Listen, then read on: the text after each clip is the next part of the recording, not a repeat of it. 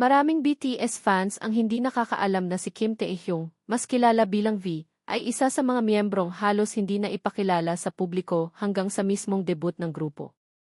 Habang ang ibang trainees ng BTS ay unti-unti nang ipinapakilala sa mga fans, bago ang debut, nanatiling lihim ang pagkakaroon ni V sa lineup. Dahil dito, naging isa siya sa mga pinaka-nakakagulat na miyembrong ipinakilala noong 2013. Bago pa man siya maging bahagi ng BTS, lumaki si Taehyung sa Daegu, South Korea. Bata pa lamang siya ay mahilig na siya sa musika at pangarap niyang maging singer balang araw.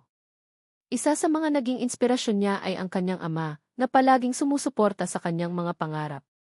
Natuto rin siyang tumugtog ng saxophone noong kabataan niya at ilang taon din niya itong pinag-aralan.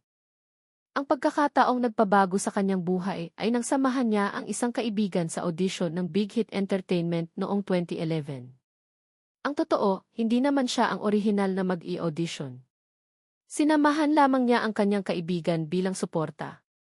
Ngunit napansin siya ng staff at hinikayat siyang subukan din ang audition. Tinanggap niya ang hamon at naging nag-iisang aplikanteng nakapasa mula sa Daegu noong araw na iyon. Mula roon ay nagsimula ang kanyang trainee life. Hindi naging madali ang proseso dahil kailangan niyang pagsabayin ang pag-aaral at matinding training. Sa loob ng halos 2 taon, pinaghirapan niya ang kanyang vocals, stage presence, at performance skills upang maabot ang antas na kinakailangan para sa debut. Noong June 13, 2013, opisyal siyang nag-debut bilang miyembro ng BTS. Ngunit kakaiba ang naging sitwasyon niya kumpara sa ibang miyembro. Habang ang iba ay matagal nang nakikilala ng fans, bago ang debut, si V ay itinago ng kumpanya hanggang sa huling sandali. Nang ipakilala siya bilang bahagi ng grupo, maraming fans ang nagtaka at naging interesado agad sa kanyang personalidad at natatanging visual. Habang lumalago ang BTS, unti-unti ring nakilala si V, hindi lamang dahil sa kanyang itsura, kundi dahil sa kakaibang kulay ng kanyang boses. Ang malalim at husky niyang vocal tone ay naging isa sa mga pinakakilalang tunog sa grupo. Sa mga awiting tulad ng Singularity, Stigma, at iba pang solo performances niya, mas nakita ng publiko ang kanyang kakayahan bilang singer at performer. Bukod sa musika, pinasok din niya ang pag-arte.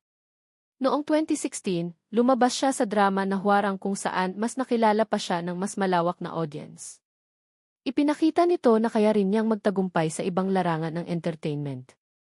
Sa paglipas ng mga taon, naging isa si V sa mga pinakasikat na Korean artist sa buong mundo. Kilala siya sa kanyang fashion sense, artistic personality, at kakaibang paraan ng pakikipag-ugnayan sa fans. Marami ring celebrities at artists ang humahanga sa kanyang impluwensya sa musika at kultura. Ngayong ipinagdiriwang ng fans ang kanyang anniversary bilang miyembro ng BTS, marami ang nagbabalik tanaw kung paano nagsimula ang kanyang paglalakbay. Mula sa isang kabataang sumama lamang sa audition para suportahan ang kaibigan, naging bahagi siya ng isa sa pinakamalalaking music groups sa kasaysayan. Sa pinakahuling mga update, patuloy pa ring inaabangan ng fans ang mga susunod na proyekto ni V matapos ang kanyang military service.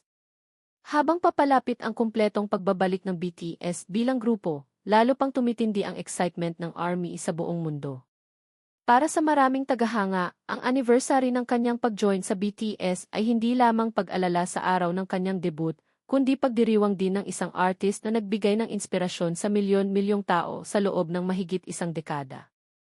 At kung babalikan ang kanyang kwento, malinaw na minsan ang pinakamalalaking oportunidad ay dumarating sa mga pagkakataong hindi natin inaasahan. Isang simpleng pagsama sa kaibigan sa audition ang naging simula ng paglalakbay ni Kim Taehyung bilang V ng BTS, isang pangalan na ngayon ay kilala sa iba't ibang panig ng mundo.